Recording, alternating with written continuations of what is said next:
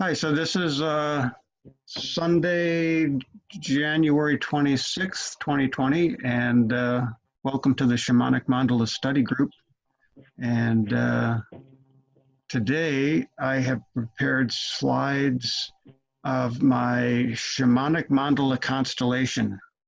And what I accomplished was something I'd never accomplished before because I got so overwhelmed and bogged down in the workbook and didn't know how to go forward. I just made intuitive leaps. I got up to a certain point and then just made intuitive leaps. I said, I now that I kind of understand these 25 facets somewhat, I kind of know what belongs in my core, and also based upon the quantitative analysis, I had some ideas. But I just made an intuitive leap to design a shamanic mandala, and it was very satisfactory, and I felt good about it. And Andrew gave me some tips about like putting 4 facets at the core instead of 3, and all of that resonated.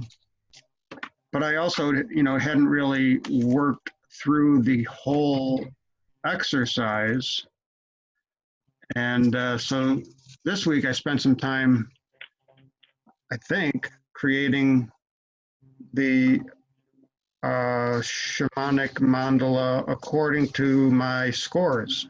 I don't know if I did it right, but I think I did. So we could look at that at some point. Yeah.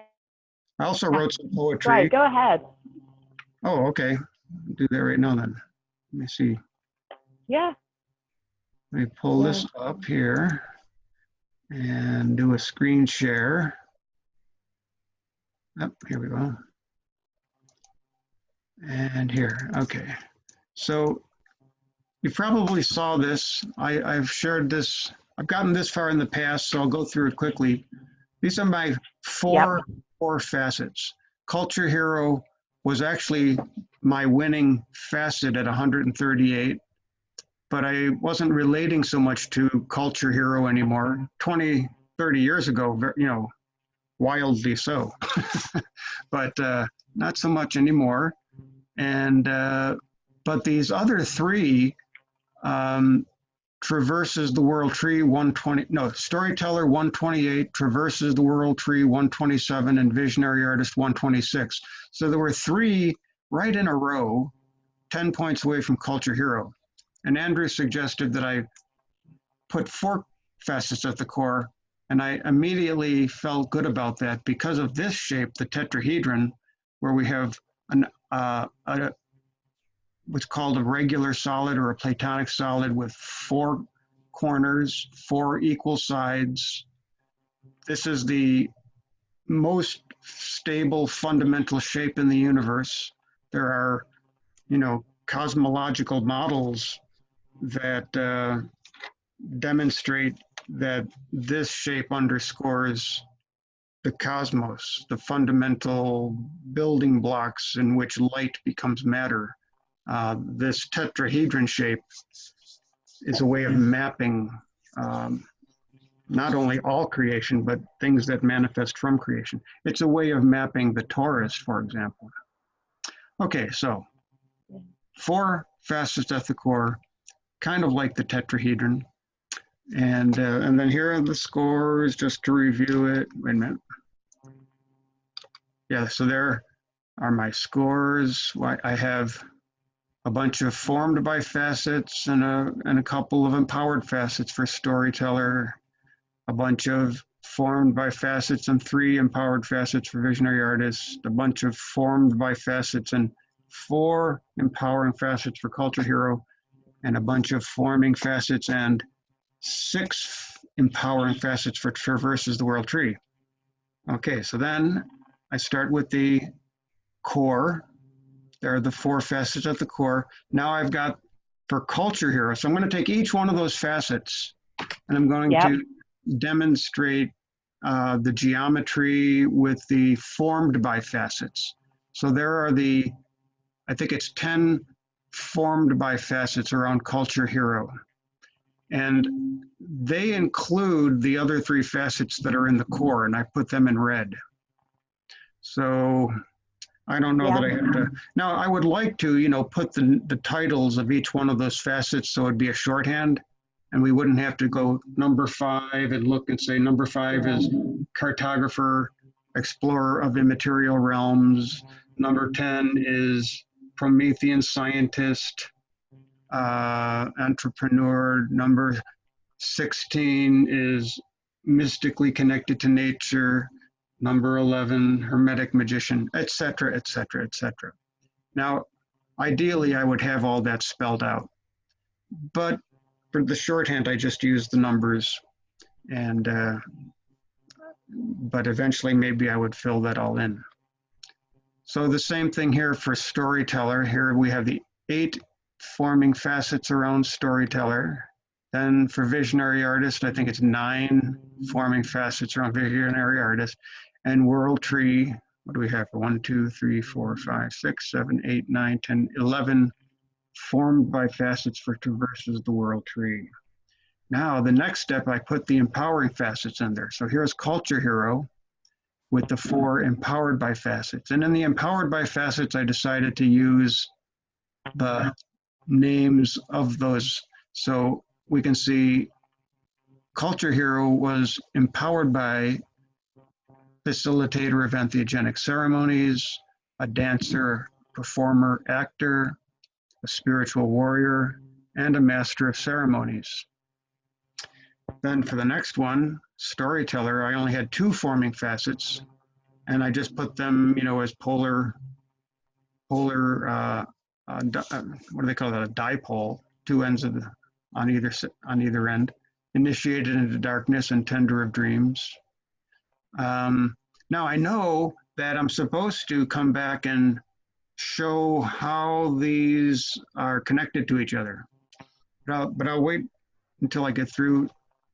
So here is visionary artist. There's 3 empowered by facets, including the holy fool, sacred clown, the technician of trance states, and the psychopomp or guide of souls, with the 3 empowering facets.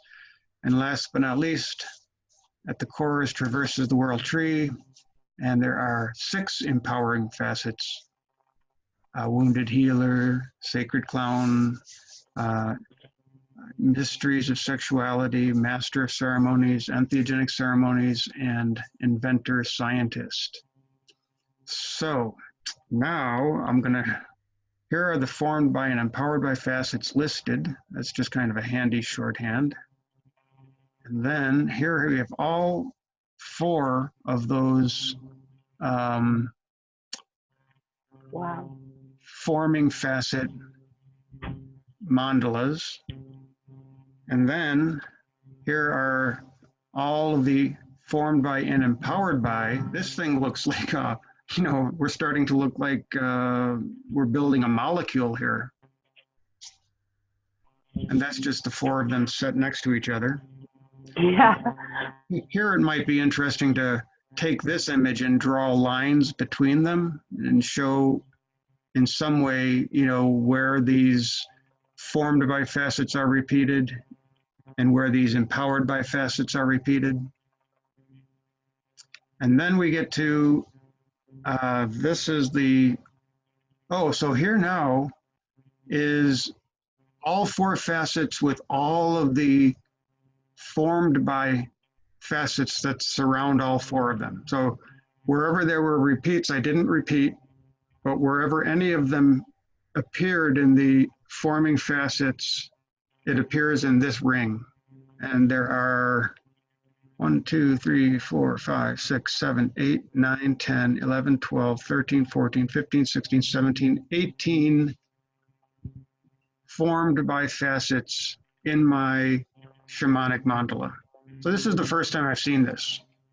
It took me, over 2 years to get here, but I think what I discovered by working it all out was I had 18 forming facets for that core facet of 4 forming facets. And then here is the final mandala, which has all the formed by facets and all the empowered by facets with no repeated you know, some of these are repeated in those core facets. They appear in several, 2 or 3, but we are just going to include them once. And I think this becomes then sort of the guide for creating the torus radiating out and the torus radiating in. The top of the torus radiating out, the bottom of the torus radiating in. And so this was, you know, I'll have to ask Andrew if this is, you know, what he was getting at. I think this is what it is. All of the formed by facets, all of the empowered by facets around the 4 core facets that I picked. But I haven't turned that into an image. And it seems overly complicated to incorporate all those facets into imagery. But I think that's the challenge.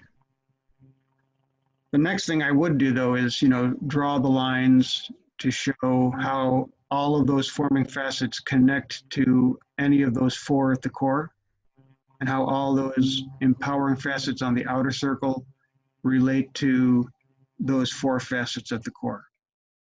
Some are connected in 2 or 3 places. Some are only connected in 1 place. But it was exciting to get to this because, like I say, I got overwhelmed the first time and just went and built an intuitive model to create my mandala, which I think you've seen. Wait, where did I go here? I think you've seen it. Yeah.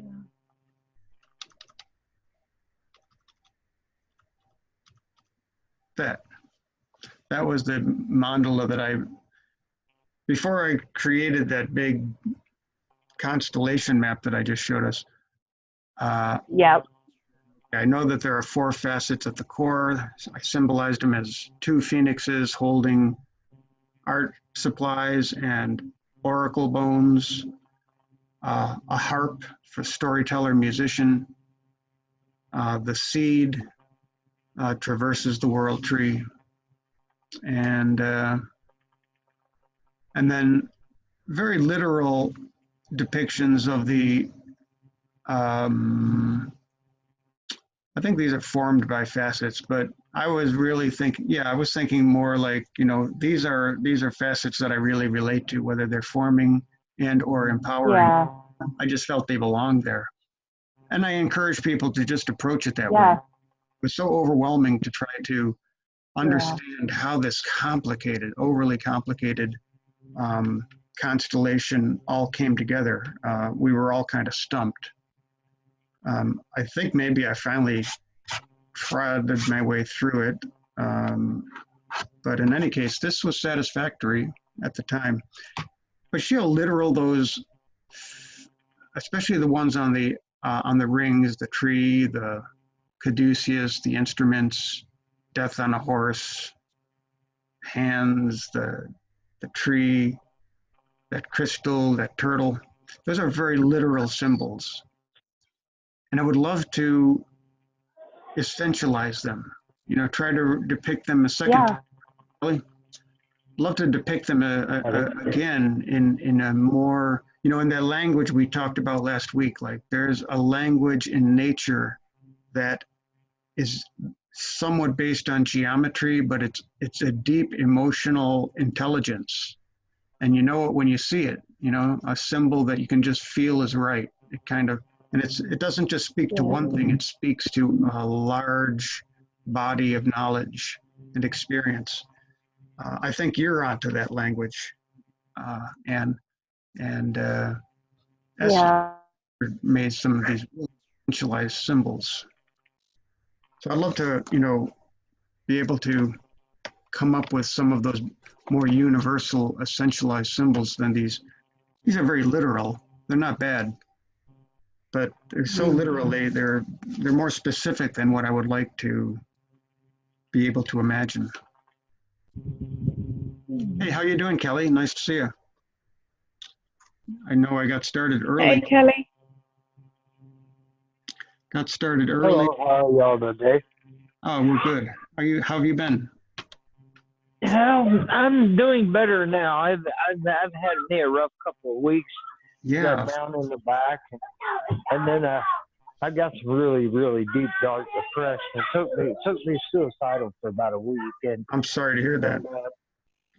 and I worked through it. I kind of contacted a little help and worked through it, and Good.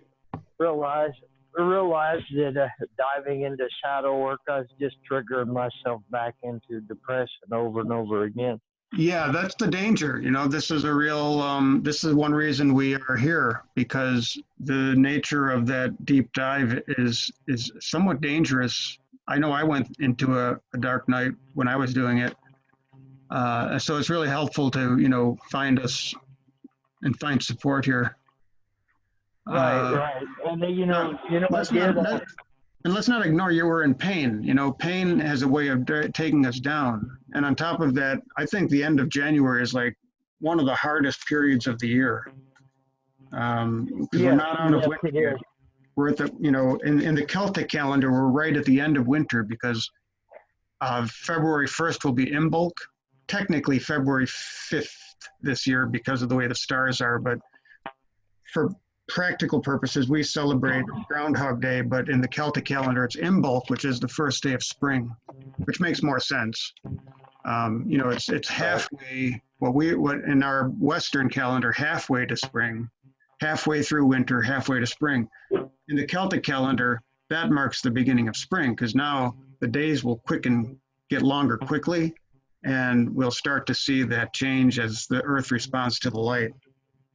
Well, anyway, I am glad that you're here, and I'm glad that you're doing a little better, and good for you for, getting into that deep dive and coming out of it.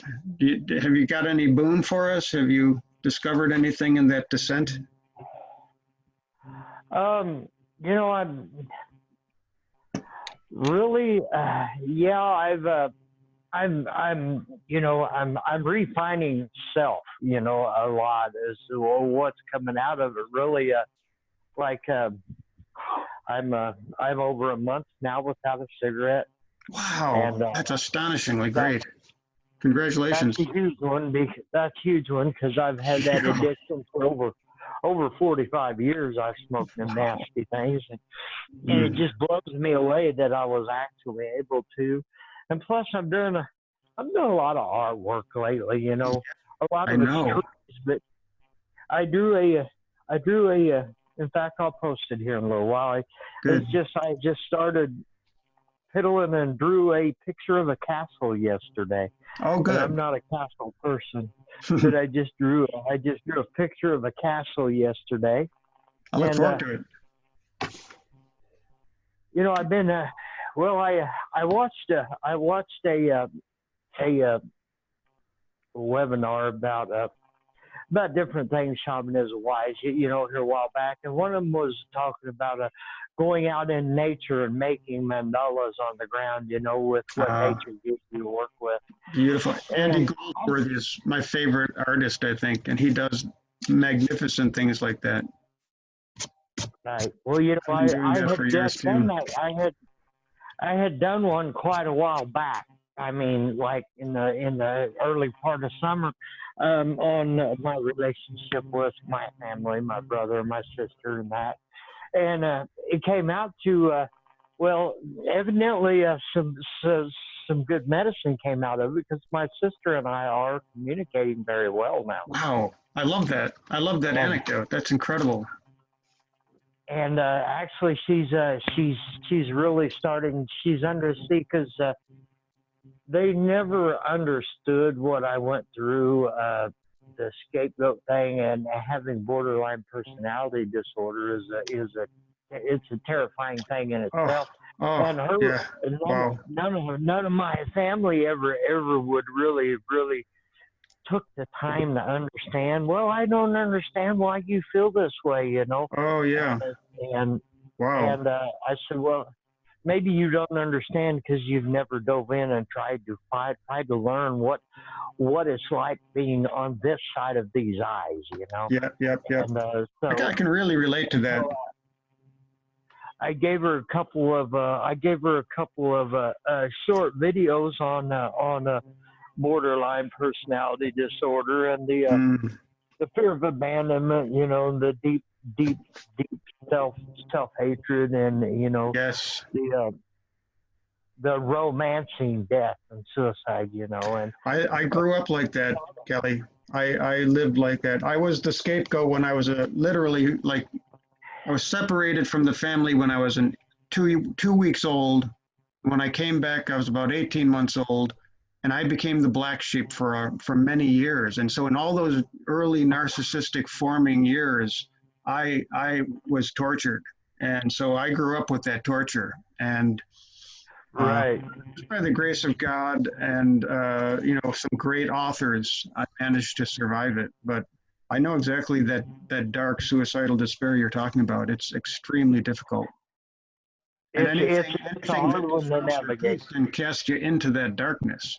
You really have to work to develop that stout foundation of acceptance and love. Because anytime you get, you know, insulted or you know, it's very easy to fall into that dark hole. Right, and it's not just it's like how did I explain it to my sister? I said, what seems to you to be a constructive criticism is a devastating blow. It will take me into desolation immediately. I understand entirely what you mean. Yeah. Well, and you know, the one anecdote. You don't understand it, but she's starting to. Developing compassion for others is a big step in developing compassion for oneself. So that, you know, the same kind of kindness that you show others, you learn to that kindness is there for yourself as well. Well, one of the things that I have learned to do, and which I've been doing this for, I don't know, about a year now, but one of the things I have learned to do is when I start getting into that frame of mind, I reach back and start talking to the 8-year-old Kelly. Beautiful. Very Jungian. You know, that was one of Jung's major prescriptions for his patients was the not guided imagery, but active imagination. That's active imagination. Yeah. Yes. Well, you know, I do that. I talk to the 8-year-old. I talk to the 3-year-old. I talk to the 1-year-old. And you know, and that's one of the things as that really helps. That what is a Ruiz? I want to say Don Jose Ruiz, The Wisdom of the Shamans. Yeah. That I read that little book, and then I watched a little video he put out about going back and meeting his younger self, and wow, it really hit home with me as to going in and connecting with your younger self. And it's really important, because it's that younger self that feels that suicidal despair, that unworthiness. So if you can cultivate that wise elder that has survived, you know, has made it this far and has the wisdom and compassion, these two polar figures in the psyche, they really need each other. Because the wise elder also needs that child. It needs to, you know, hold that individual with loving care. It gives the elder real purpose and meaning. Who's your little buddy there? This is a little Merle Chihuahua. Wow, how beautiful. That is beautiful. What's his name or her name? It doesn't have a name yet. This is just two that my little Chihuahua person had a couple, and that one there just turned out gorgeous. It's just a little black Merle. Wow. And then it's got 3 or 4 different colors on it, but it's more of just a black and tan like one, you know. Yeah, that's really beautiful. That's so cute. Now, this is somebody you belong, or is that somebody in the household? Is that It's your? a, it's actually the mama dog is adopted me. It's my daughter's dog. Oh, But okay. she adopted me, Yeah. and so she's my little best friend. But Yeah. Wow. yeah, yeah, they found another little Chihuahua down the road and thought, well, I wonder if they'll mate, and they sure did. They're just some beautiful little animals.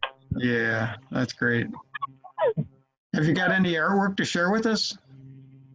You talked about a castle. Let me see if I can't get this to where you can. Were you inspired by Andrew's exercise to create a shamanic mandala based upon a castle or a temple? No, actually, I was just I don't know what. It's just I've been having just I don't know, a vision, just a thought of I close my eyes and I see this castle and I see Wow. Let's things see what you did. and so this is what it came out to Oh, be. that's nice. Wait, you got to hold it right up to the lens. Gee whiz, that's beautiful. You're such a fine artist. Move it around a bit. Yeah. The other way. There we go. Up. Oh, yeah. Oh, it's really nice. Wow. Very, very nice. It's lovely. Nice. I like the perspective. It's very medieval. Yeah, and then there's another Oh, wow. Yeah. Nice detail. Hey, 4 facets. Wow, look at that. That's strong. I tell you, your mandalas are getting better all the time. Hi, Susanna. Welcome. Hi, Franklin. Hi there. Hi. Thanks for joining us. Hey, I just wanted to remind everybody we are being recorded, and so welcome. And just wanted everybody to be on board with that. How you doing, Susanna? Well, thanks. Yeah. Yeah. Kelly was sharing these beautiful mandalas he's been drawing, and a castle that he did that's really, really lovely. Oh. The mandala work, Kelly, is so outstanding. Your sense of geometric forms is remarkably nice, remarkably well done. Getting better. I see that unfolding. Like that one I posted the other day. A splitting in the middle, and it's always unfolding. But that's like a fractal. It's always unfolding. It's never holding still. One of the things that one of the truths that we used to really push back when I was in recovery in the 12 steps is you're either growing or you're in danger of using. There is no such thing as sitting still. Wow. You're either growing or you're in danger of getting high. Yeah. You cannot just sit idle, and that's called resting on your laurels. That's one of the things that is forming out of the diving deep and coming back as I'm starting to put together with the teaching I used to do with 12 steps back in the day. 12 steps is a really, really great way of shadow work. Oh yeah, absolutely. I'm thinking I am going to try to put it out, make some videos or something, and put it out like that. I know I'm going to catch major resistance when I do that because when I worked for Church Army in Branson, I taught at rehab centers, and the workshops, the 12-step workshops we used to teach, were written and published, and they were written by Church Army. And if I put this out there as shadow work, I am going to catch a lot of flack from Church Army, but I really don't care because, well, there's two things you can do. One is to, very, very clearly acknowledge the source of the material. The second would be to recreate it in your own terms, you know, but also Well, you know, give them credit. It's important to give credit where credit is due. When we feel people have taken our work and they haven't credited us, we know that there has been some kind of sleight of hand and a disrespect has gone on. So it's really important to, you know, always give credit where credit is due. We're not diminished when we credit those people who are our teachers. We're actually standing on a solid foundation that way. It's narcissistic to try to hide, you know, who we learned what we know from.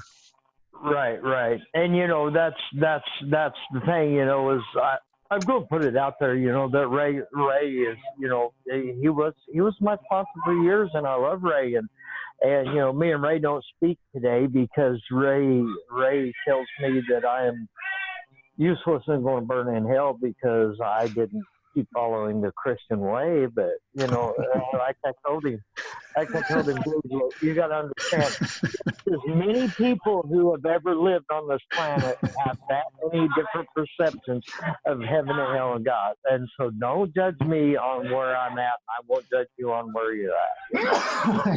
Yeah, that's a pretty stark and fundamentalist attitude there. Yeah. Yeah. And you know, they think because I don't use Christ as the highest power in that 12-step thing, that it's never going to work.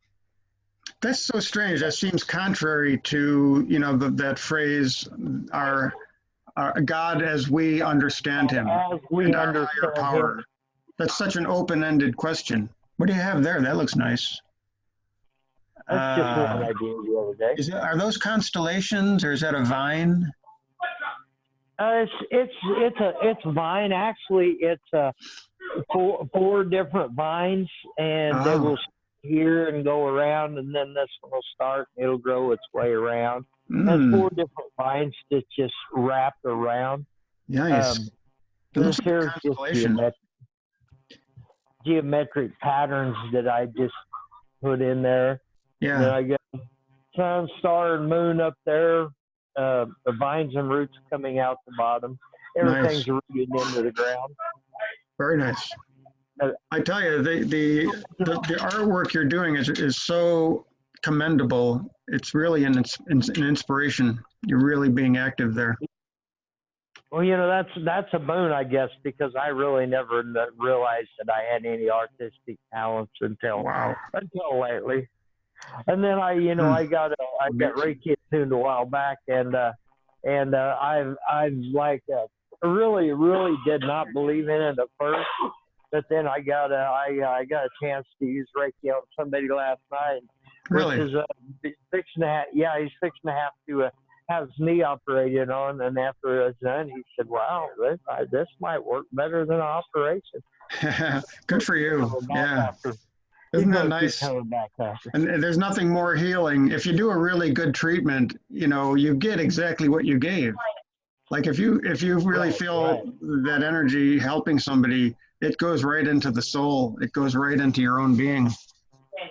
It's reciprocity. It's like the sum of the parts it's greater than the sum of the parts. That's true. That's true. Yeah, I've got to find some partners to work with. I've took this class. It's called Akashic Trance Work. Nathan Abthor. It's a Akashic initiation. It's a 9-week intensive for teaching you how to connect to the Akashic records and do deep NLP trance work and stuff.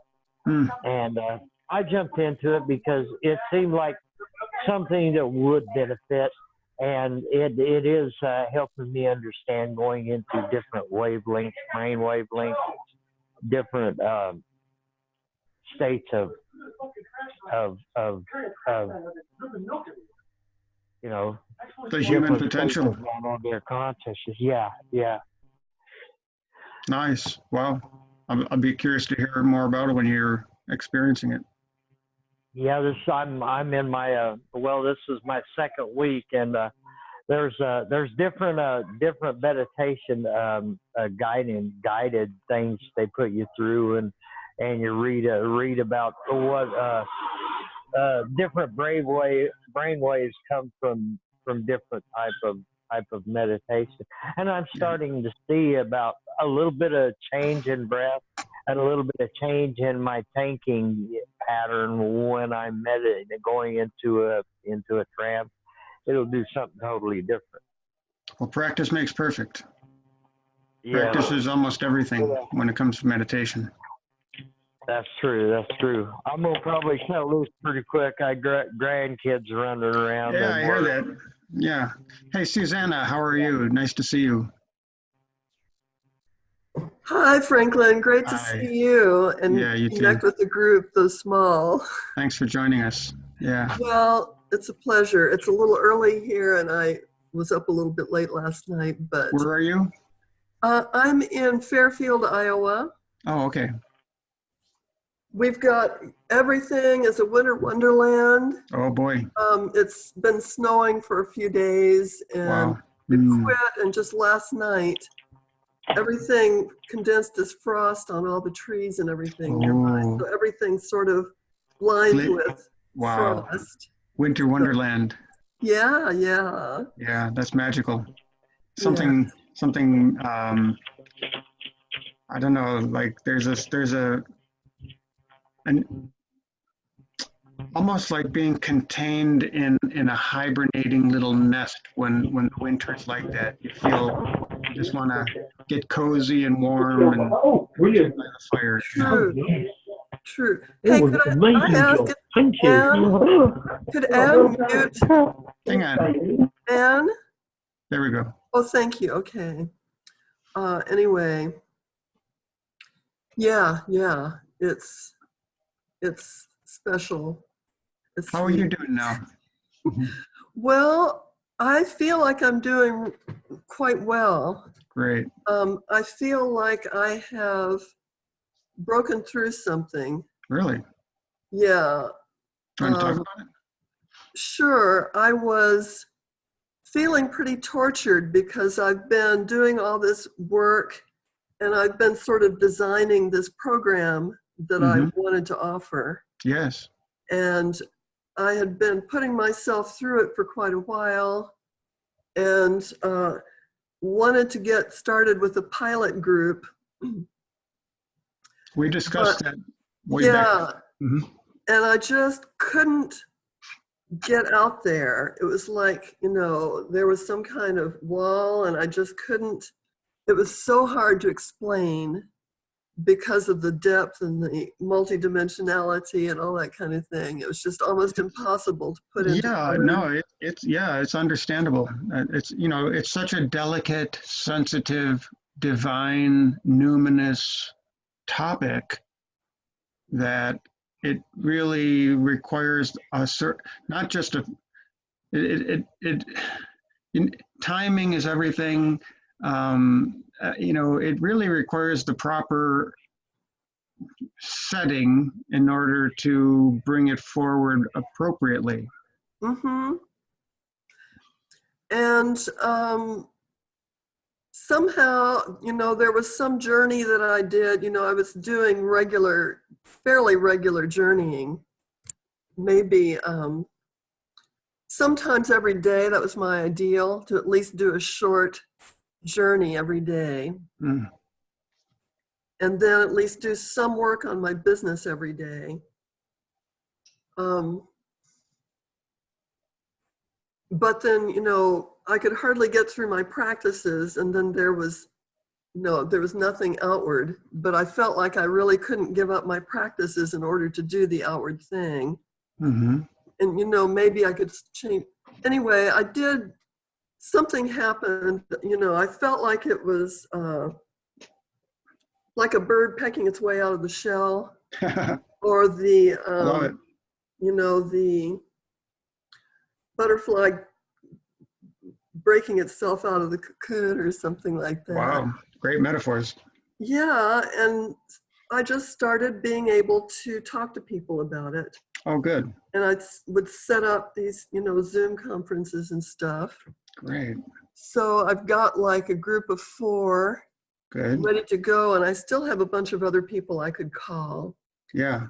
I want 4 to 6 people. Yeah. 4 is a good stable number. True. 6 is sort of a stable number too, and that it's the honeycomb and the flower or the cube. Snowflake. Yeah, it's a 6-sided cube. Yeah. Star David. Yeah. And it's a number of Venus too. Yeah. But we'll see how it works out. But so I'm able to make progress and talk to somebody, almost every day.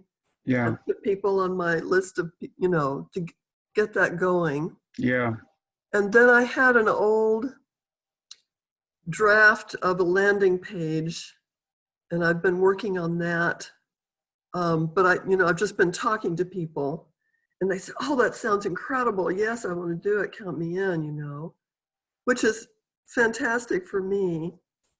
And anyway, so I'm managing to get the landing page up. And now, a landing page is what? That's where you have a written description of what you're doing. Okay. And then you have, like pay now, they actually technically enroll and pay and all that. I got it. Okay. So great. Wow. Yeah. So and I've been working, and I actually started drawing. Oh, good. Mandala or something. Yeah. Excellent. And I feel like that's helped. It's sort of like a parallel track. Yeah, it's a whole other side of the brain. It's really, really important.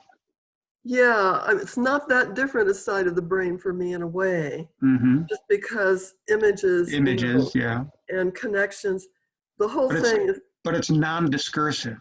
It's not Broca's area. That's right. Yes. Yeah. And a picture's worth 1,000 words. Mm-hmm. Yeah, it's an ancient language. Yeah. More ancient than the spoken word. Yeah. Did you see the picture Claire put up? Which one? She had a picture of some kind of women's garden.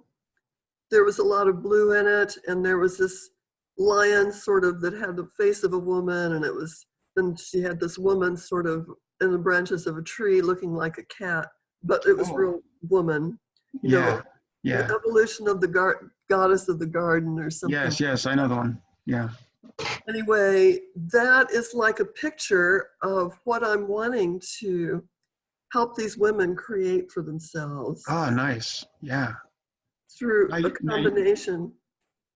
Do you mean like psychically or as an artwork or what? Well, probably both, but definitely psychically. Yeah. So I mentioned to you, and we talked one week, mm-hmm. The vision of this area and this terrain, this territory. And within this territory, each woman would have her own little sub-garden. Yeah. Her own little journeying place where we all did this work in our own space, but we know that we're in a group of women doing similar work. Mm-hmm. And we're creating sort of a morphic field of integrated sexuality. That's great.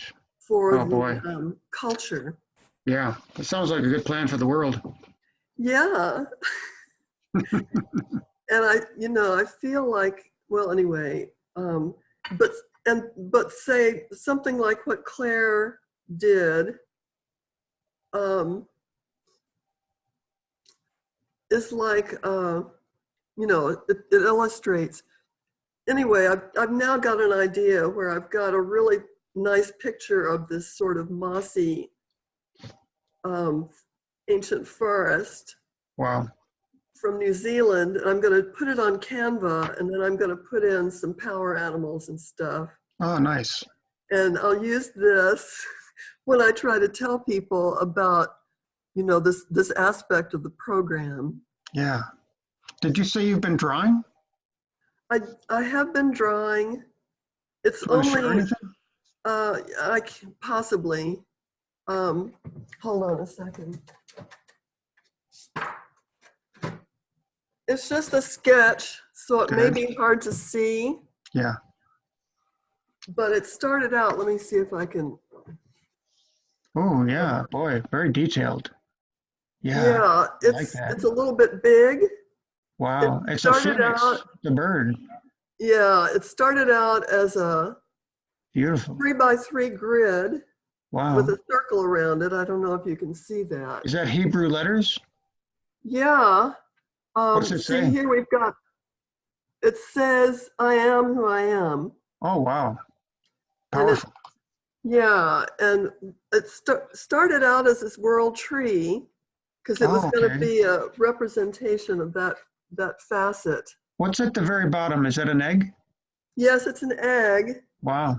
and the phoenix is coming up from there and still connected to the egg by that one last tail feather. Mm-hmm. I don't know if you can see that. Yes, I do. Yes. And then it was going to be the phoenix sitting in the tree, Mm-hmm. but when I was journeying and doing my own practice, it's sort of like the phoenix got elongated and never separated, and stayed in touch with the egg, so to speak. And anyway, Nothing so wrong with instead that. of sitting in the tree, the phoenix ended up really huge and sort of covering almost the full range of the tree. That's an interesting association or relationship. Yeah, The and tree and the phoenix are one. that's right. And the phoenix wings were going to be like the flames around the tree Yeah, to make like the burning bush. yeah. Well, keep So, going there. I think you have a phenomenal start, and you just slightly sketch in. We'll go with the flame motif, and that's a lot of work. Really well done. well, thank you. It's fun. I mean, I'm realizing that it's several of my facets are sort of in this. Like Some of what? my facets. Yeah, you want to The tell me? phoenix, yeah. The phoenix sort of seems to me to be like a representation of the sexuality work, Mm-hmm. something, because there's all this, Heat, this heat heat, and fire, fire, this transformation, vital energy, this transformation. Um, flight. and yeah, right. And when I first got this phoenix as a power animal, I was going, do you mind, is this okay to talk about, or I think it's great. Please go on. when I first got this phoenix as a power animal, I live out here on the plains, and when I look out my window in the winter and the grass is a little bit less dense than it usually is, I can often see pheasants running around Yeah, and, walking down my driveway and things like that. neat. So cute. Yeah. And so anyway, I was participating in somebody else's workshop who was leading a journey to the womb of the earth. Wow. This is about a year ago. And so we were supposed to be, in some place. And so anyway, I pictured myself out on my land, and I was going to find a little place to go into the earth. We've got a lot of muskrats around here. So I was thinking, and lo and behold, this pheasant started walking along with me. And I hadn't really considered it, Power animal. or anything. Mm-hmm. So to make a long story short, when I got down there, it was like this red clay cave that was very hot. There was there was the molten center was very close by. Oh, I like that. Yeah. Mm. And then it was like an alchemical oven. Yeah, yeah. And then this pheasant turned into a phoenix. Wow. And started surrounding me to be like a heat shield. Wow. So I could handle the huge furnace of the earth. It was like a mediator. Fantastic. It helped me speed up my rate of transformation and handle That's fantastic. Heat. Yeah, it was like a heat shield. Yeah, interesting. And there, you know, the Phoenix, because if you compare it to the space program where they need the heat shield for re-entry, they go into the higher. Oh yeah, that's right. On both sides. On both sides, I hadn't thought of that angle. Yeah. Yeah. And so then somewhere I was, you know, looking, I studied Qigong for quite a while. Mm-hmm. And Taoists have a very conscious tradition of alchemy associated with sexual alchemy. Yeah. And somehow, you know, when I was put something in Google, some result that came back was something like Chinese goddess of sexual alchemy. Mm. And it turned out this Chinese goddess I'd never heard of. I started looking her up, and her vehicle is a phoenix. She rides on a phoenix. Mm. Do you have the book Sexual Secrets? Yes, I do. Yeah, I imagine it's in there. It could very well be, yeah. Yeah. It kind of rings a bell. I think it is. Yeah.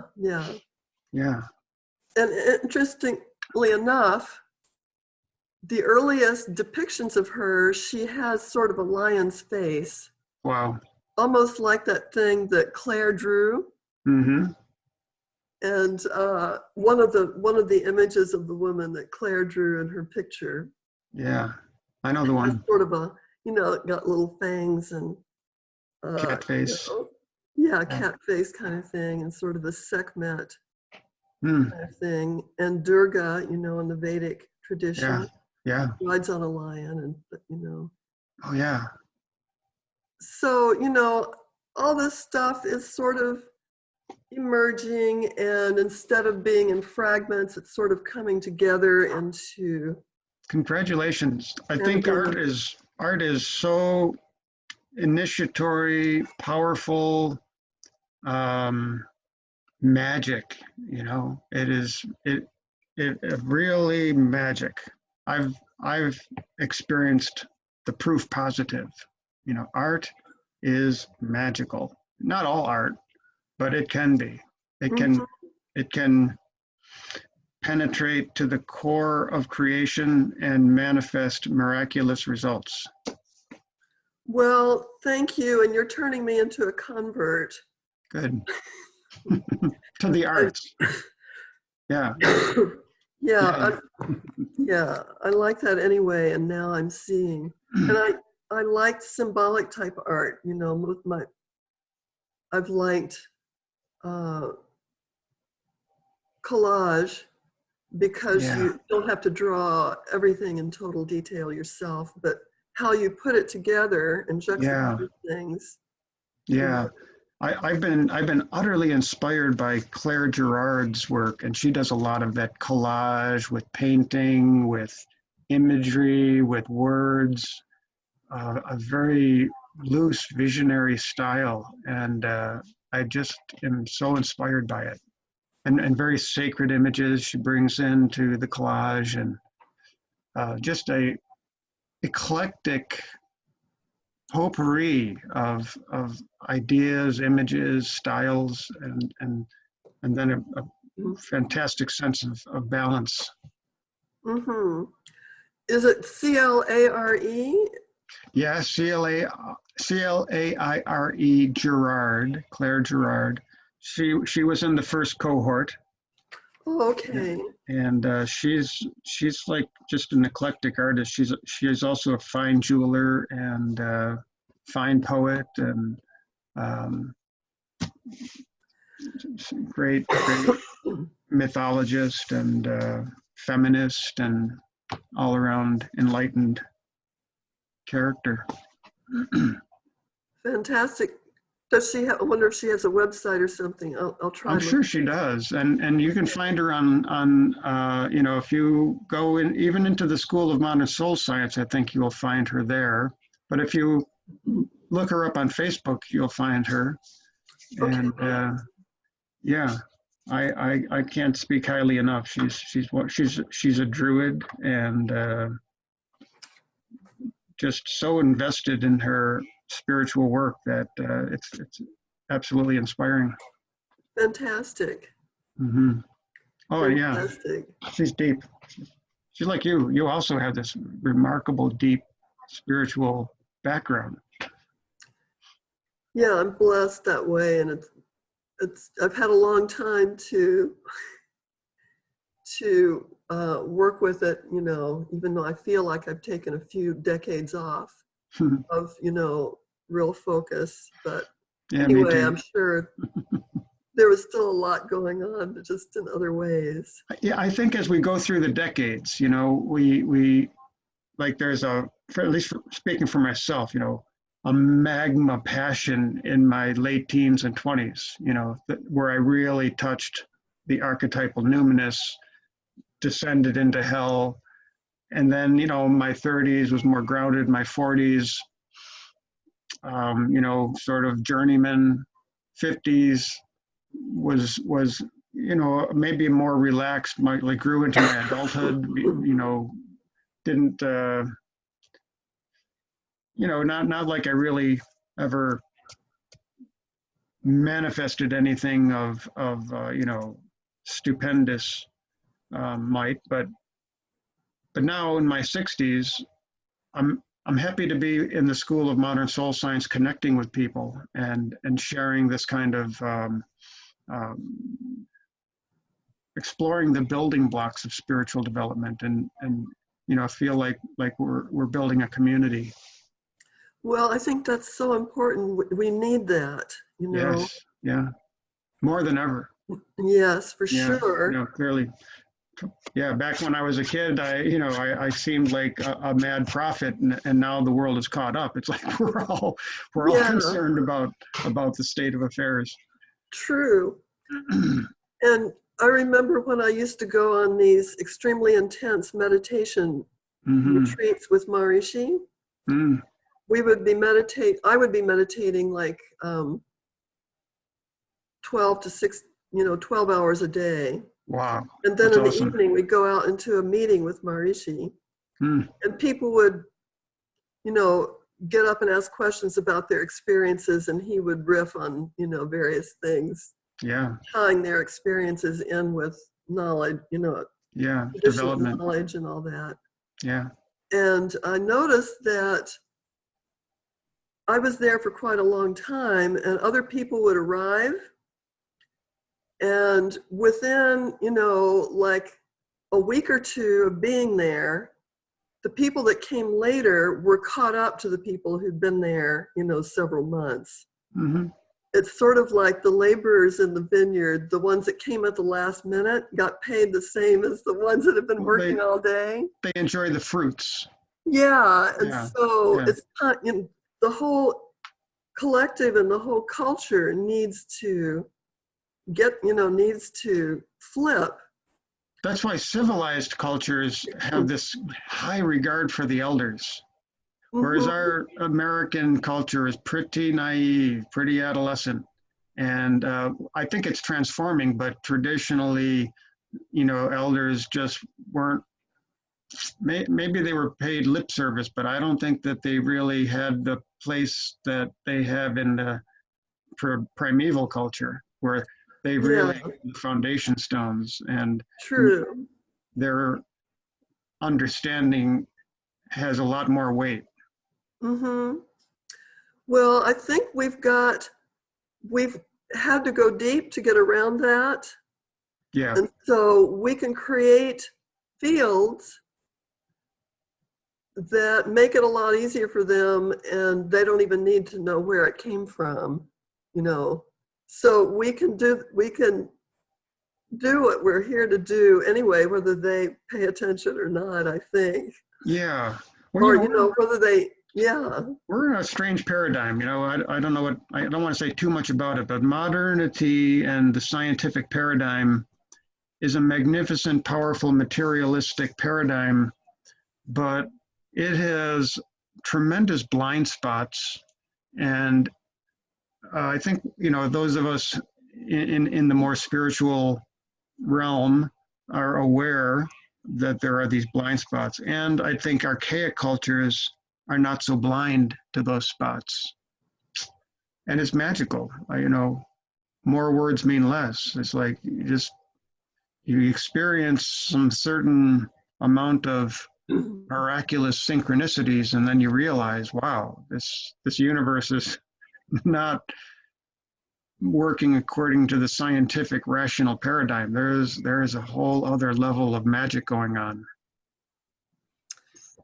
Yeah. So I hope that, yeah, I mean, but there is, new generations, I think, there are quite a few in those generations that have, a whole lot of this in place already. They're coming in with a lot. Can't agree more. Absolutely. I've watched it. I've watched them. I've seen, and it's amazing now when you get older and you see how fast it happens. As you're growing up, 10 to 20 takes forever, 20 to 30, life seems like it's long. Then you get to 50 and you see these kids, they're born and suddenly they're 20, and it's like happened overnight. Yeah. But there are a lot of them in there that are very old souls and equipped to care, to do quite a lot, I think, and to do a lot of this integration. I agree. I started to see that, I think was it all the way back in the 80s? I mean, I think in the 80s, I was with groups that were prophesying, that these generations are coming in with something that the earth needs. But by the time the millennials were born, and I had a little better understanding of astrology, you could see quite clearly that the planets are bringing in a group who will have the capacity to deal with the situation, even though it's impossible to comprehend. This is a strong, empowered bunch of souls who are manifesting, and hopefully we've laid some groundwork for them to stand on our shoulders so they can reach, the heights that they'll have to reach in order to pull the world back into shape. Yes. Maybe the world is not as bad as it appears, but if, based on what we see on the news, we're just overwhelmed with the tragedy of what's going on here. Mm-hmm. At least I am. Yeah. I'm not alone. Yeah. Yes. But I've been there all my life, to be honest. I mean, when I was in 5th grade, we were getting the weekly readers, and the satellites were going into space, and they were taking pictures of the Earth, and they were telling us about all this ecological damage, and it was really taking me down. I mean, I was like, I guess 9 years old, and I was feeling like, wow, the planet's in a crisis, and how is this possibly going to work out? So Amazing. My whole life I've been, struggling with that. Yeah. Wow. Well, we'll see what happens. It's, take a deep breath and get ready for the wave, It's a twilight zone. I come to understand the age of Pisces is in the crisis of its ending. And just like we watch somebody at the end of their life, and it's very, very difficult, and it's a kind of a crisis. And that's the whole age of Pisces is going through that. At the same time, Aquarius is preparing to be born, and that's another crisis as the infant and mother are preparing for that ordeal. So these two crises overlap in a twilight zone. That's not, in the 80s, I attended a lot of of New Age events where everybody thought that, you know, this is the moment, by tomorrow the world will be enlightened. Oh yeah, I remember There were that. a lot of these Shamanic conversion, etc. that kind of thing where, you know, people really thought that like it's going to happen overnight. And then I started to wise up and kind of make light of it and enjoy it for what it was, which was, you know, a bit of wishful thinking, but also investing our magical belief in the possibility of a miracle.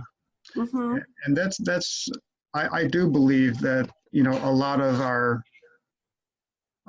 something does depend on the miraculous power of the creator here. You know, we really do need to call upon the creator to help us sort out the enormity of the calamity we've created. Mm-hmm.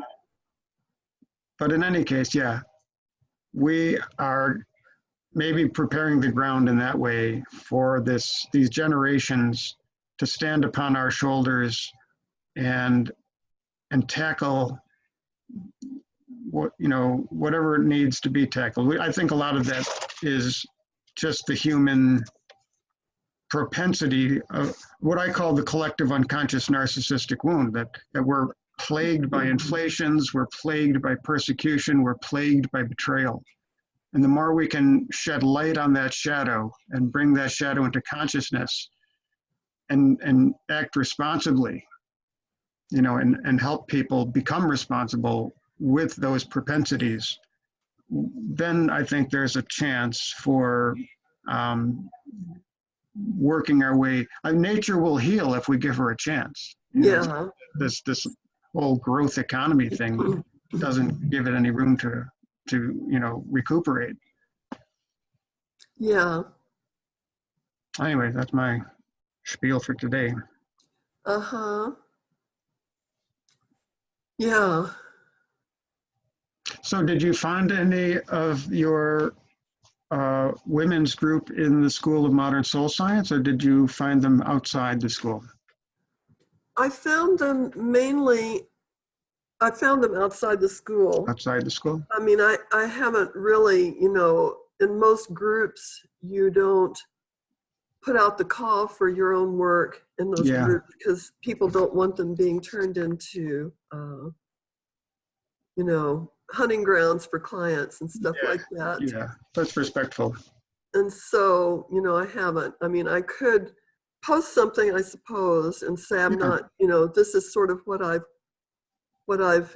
created, you know, what outside I've been working on, and it's been helped by my participation in the school. Yeah.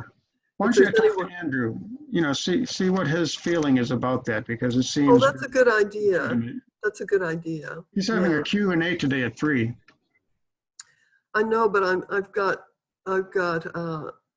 prior commitments on Sunday afternoons. Yeah, I don't think I can make it either. I missed... Did you get to any of the other Monday or Tuesday? I got to the Tuesday one. Good. About, you know, halfway through or something. I think Ann was there. Did you think that they went well, the Q&A that you attended? Not really. Okay. I don't want to, I find Andrew's kind of off in his own zone at the moment. So, okay, yeah. I know you're dealing with a lot there. Yeah, exactly. He was moving all week. Yeah. Yeah. So I don't feel you missed much in either of them, but it's not to say I didn't enjoy them all the same. I like the atmosphere. Okay, good. Thank you. Didn't mean to put you on the spot there, but no, that's okay. Love your honesty. I just didn't know how honest to be, because no, you should be. Andrew, I can't really get any sense out of him at the moment. So, but you know, this is life, isn't it? So yeah, that's okay. So today at 3, I don't think I can make it, but if I do have the opportunity, I will tune in. Even if I come in late, I'll just try to tune in. I wanted to ask him about this idea that came up last week. I thought was such a great idea, or maybe it was 2 weeks ago, but the idea is a study group on the shadow. because just as I think the ascetic facet, really deserves its whole focus, because there's so much to be gained by ascetic discipline. This is tame the astral body for the spirit self to manifest. So ascetic discipline tames the astral body, and now the spirit self has a chance to manifest. It's so key. It's such a keystone. And I think equally, investigate the shadow. It's one of those words. There are certain words like God and love that I always want to ask the question, well, let's unpack what you mean when you use that word, because it means a billion things.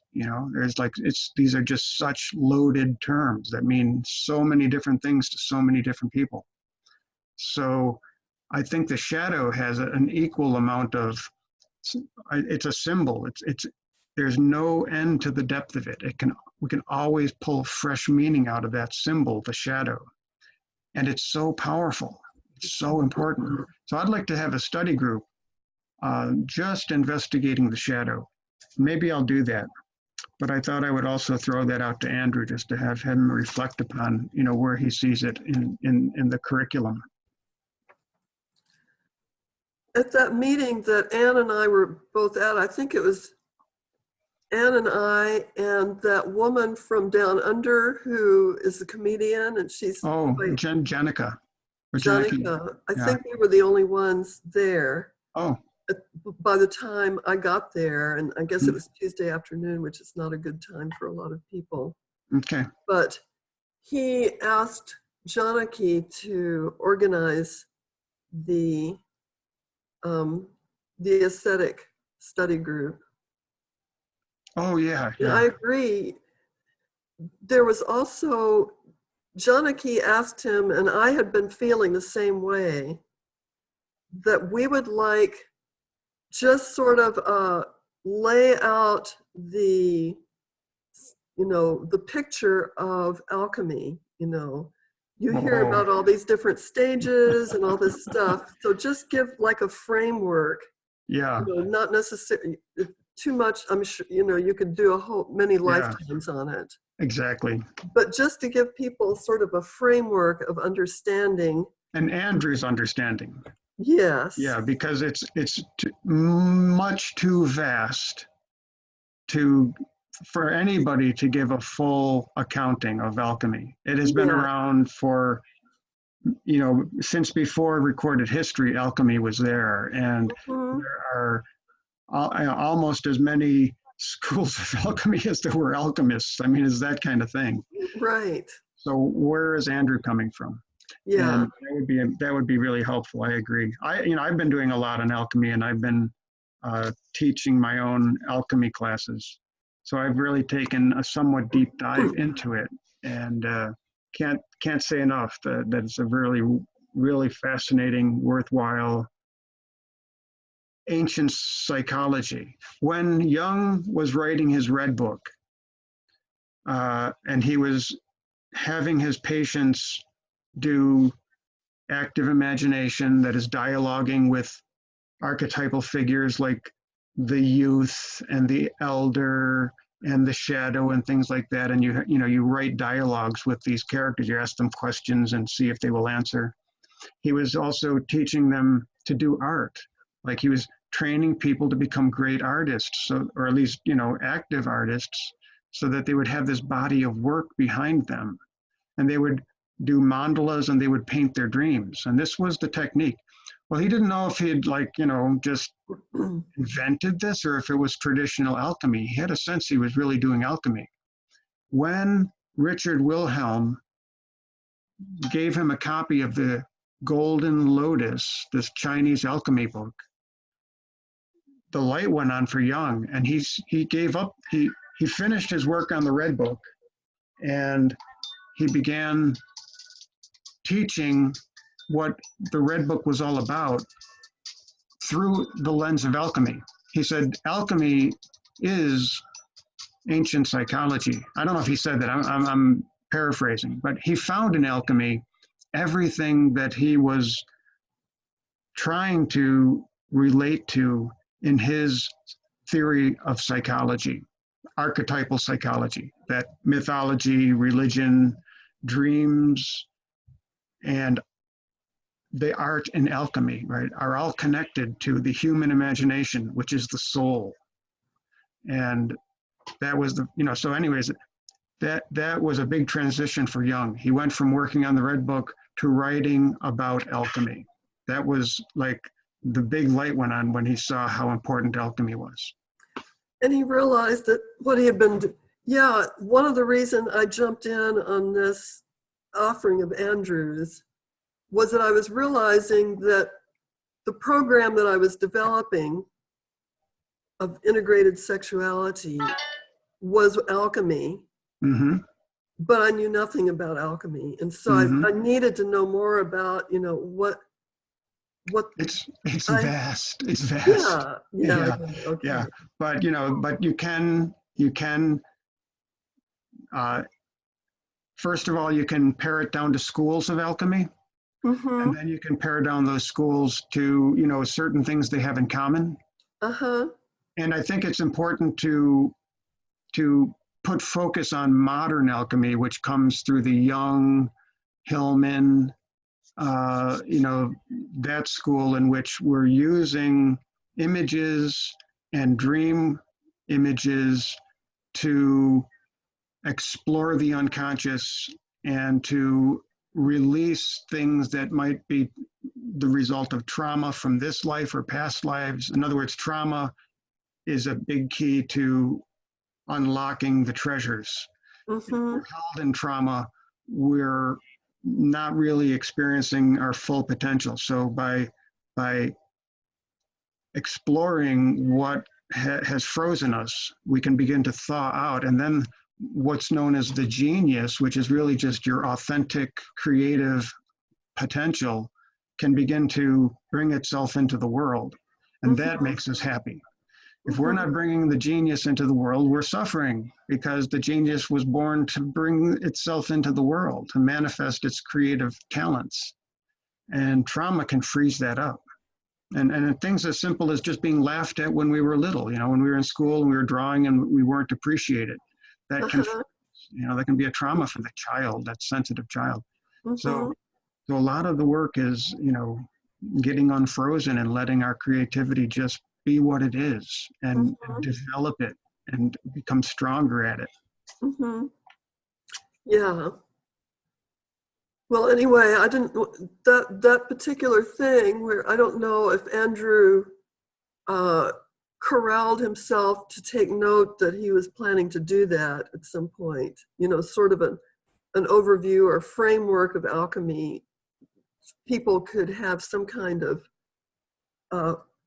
framework for getting into it, or what he meant by it or something, or anyway. I will try to remember. Now I'm notorious for forgetting what I'm doing, but I will try to remember to write to him with that question even before today's Q&A, because I might not make it to the Q&A if I don't get back in time. Oh, but yes. Something he would be well to, be in touch with this desire. It's a great desire. Yeah. Yep. Because, alchemy is the Western shamanic tradition that is one of the four legs of the school. So it should, it would be good to have that kind of at least some sort of framework or framed, understanding. Yeah. Framed, absolutely. When you come to these study groups, I share a lot of my alchemy course. Just when we're sitting here with nothing else to do and it's early, I will start going through the slides. And so I'm trying to look at, the broadest view, because it's so vast and it includes so many different techniques, approaches, metaphysical ideas. I'm trying to give the broadest overview and also to look at the famous alchemists, because, we learn a lot from people like Pythagoras, Plato, Kabir, or rather Gibir, or we get the term gibberish. Newton, Isaac Newton, you know, he's the father of modern rational materialistic science, but he was a much more invested alchemist. Uh-huh. It's so profound, right? 1,000,000 words on alchemy. He wrote the Wow. Principia, maybe what 100,000 words, but 1,000,000 words on alchemy. Talk about where did his Wow. knowledge come from? How did he become the, you know, the tower of the Oh, Enlightenment? You know, alchemy. wow. Yeah, and you can see, yeah, and you can see, Promethean yeah, scientist. Yeah. absolutely. There is a great image for the Promethean scientist, Newton. Yeah, and I think you can see in Newton's laws how much he is interested in alchemy. I mean, it's almost as though the Hmm. Newton's laws are a kind of distillation of alchemy applied to the material world in a way that was just an amazing breakthrough at the time. Oh, yeah. And opposites, for every action, there's an equal opposite reaction. Oh, yeah. That's archetypes that are set up in these dyads, where it's like the old man and the youth, you know, Uh-huh. yeah, the virgin and the whore, those kinds of like polarities, Uh-huh. tensions. The Amazing. mind emerges in tension. Well, Newton looks at that and realizes, you know, the whole universe manifests in tension. Nothing, Yes. no action without an equal opposite reaction. Wow. That's right. And Yeah, all this thermodynamic stuff, you know, I don't know if yeah, he did all that, but yeah. A body will continue in motion until it's acted upon by another force. And you know, I think we could find a distillation that's a distillation from alchemy. It's not, you know, popping out of my head, but I'm sure we could find it if we thought about it. So anyway, many great alchemists that by exploring their interest in alchemy, we get a good foundation of, you know, some of the schools of alchemy and some of the approaches to alchemy. mhm. And, you know, most famously, the alchemists are the fathers of modern science. They begin the experiments. In fact, a woman, Mary Prophetissima, she's called she's the Jewess was one of her names, but there's another title for her. But anyway, she's around the 2nd century, I believe, maybe the 1st century. Mary Prophetissima is one of the earliest and most influential of the alchemists, because she Wow. invents things like the double boiler and other Wow. instruments that are now used in science, like they're just in every scientific laboratory, are these instruments invented by Mary Prophetissima. Huh. Yeah, Interesting. yeah. So she's doing experiments, you know, and it's that experimental, that spirit of the experiment, that you don't know anything until you actually experiment on it. And I think it might be Gabir, it might be another famous one, it might be Paracelsus, but one of these guys says, if you're not experimenting in the laboratory, you're not doing alchemy. You can study the books, but until you get into the experiments, it's something else, because it's the experiment itself that gives rise to the alchemical experience. And Jung calls that projection. He says what the alchemist is doing in the laboratory is projecting their internal psychic experience onto something in the laboratory.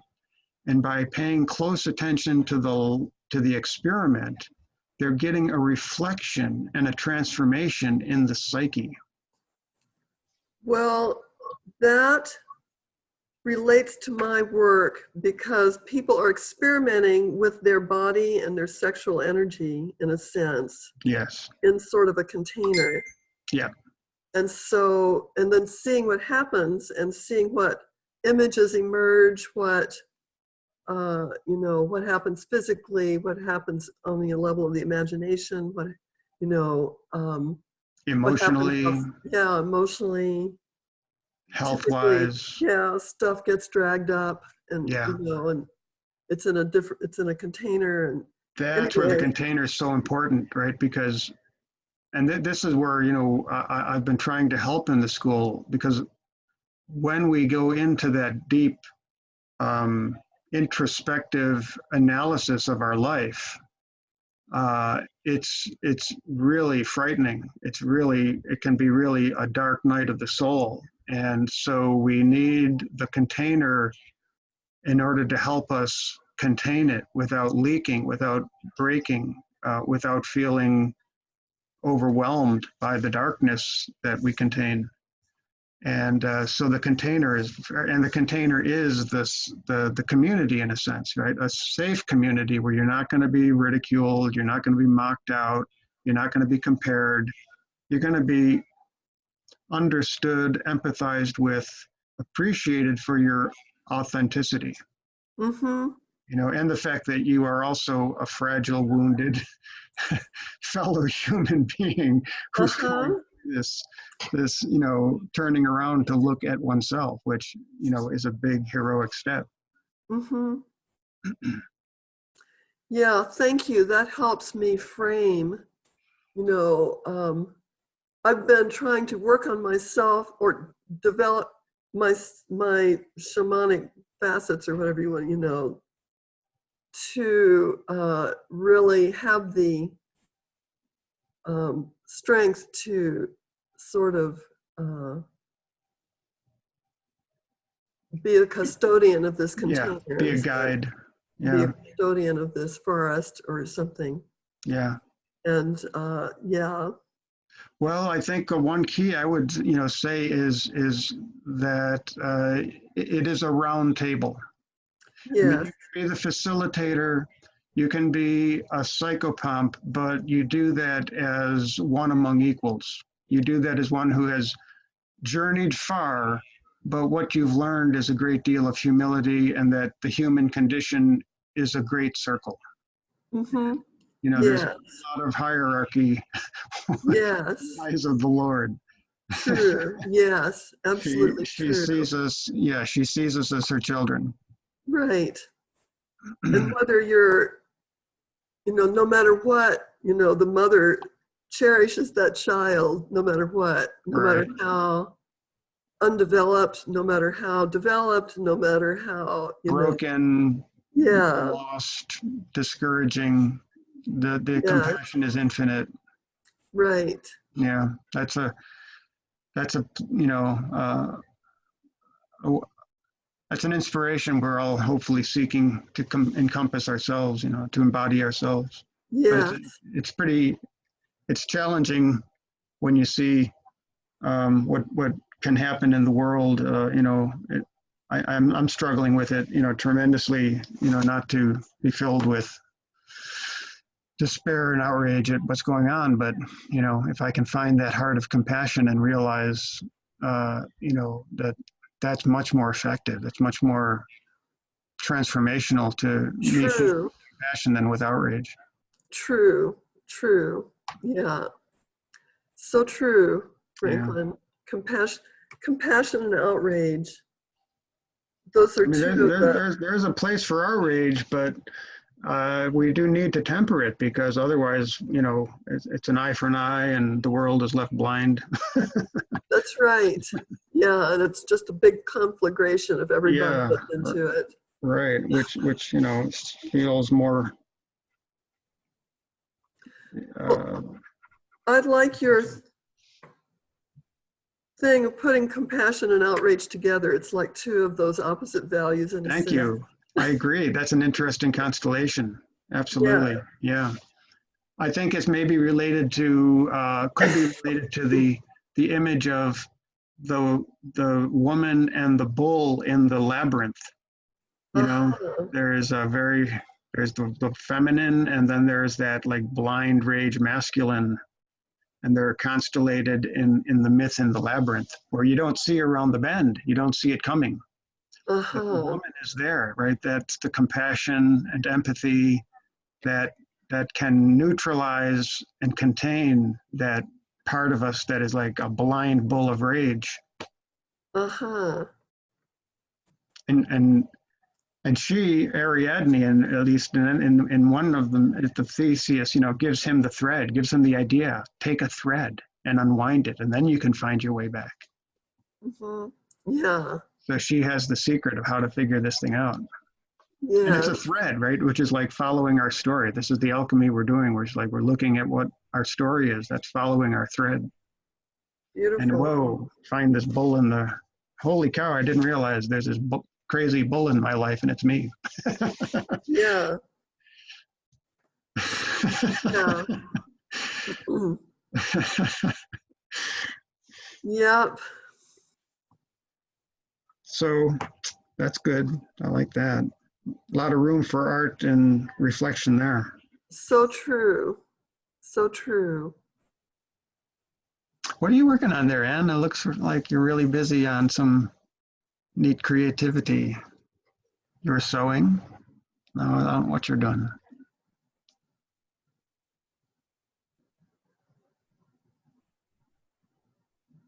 I love, just people engaged in creativity as we're meeting. Uh-huh. It really adds a fire. I can feel it. Uh-huh. I feel it. Okay. Yeah. Do you know anything about Franklin's plans to get the coaching thing going? I mean, in a way, this is like a group I mean, coaching. Andrew's plans. Andrew, that's Yeah. what I meant. Yeah. Nothing more specific than the intention. And I think I'm one of the coaches. So I have been contacted by some people. And I have, had short meetings with people, some on Zoom, some just chatting, where they've asked me specific questions and I've tried to, guide them through their questions.